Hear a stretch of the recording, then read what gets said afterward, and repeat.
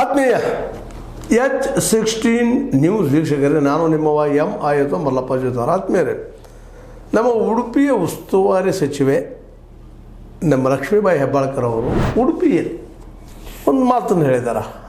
ಯಾರು ಗುರ್ತಾಗೆ? ಸುಲೇಬೇಲಿ ಚಕ್ರವರ್ತಿ ಹೆಸರು ಕೇಳಿದಿರಿ.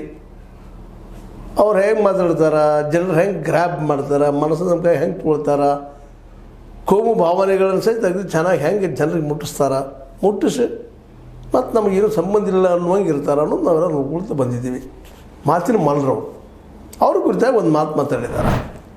ನಮ್ಮ ಕಾಂಗ್ರೆಸ್ನ ಲಕ್ಷ್ಮೀಬಾಯಿ ಹೆಬ್ಬಾಳ್ಕರ್ ಅವರು ಬಾಯಿ ತೆರೆದರೆ ರಾಮಾಯಣ, ಭಗವದ್ಗೀತೆ, ಮಹಾಭಾರತ ಎಂದು ಹೇಳುವ ಚಕ್ರವರ್ತಿ ಸುಲಿಬೆಲೆ ವಾಸ್ತವದಲ್ಲಿ ಸುಳ್ಳಿನ ಚಕ್ರವರ್ತಿ.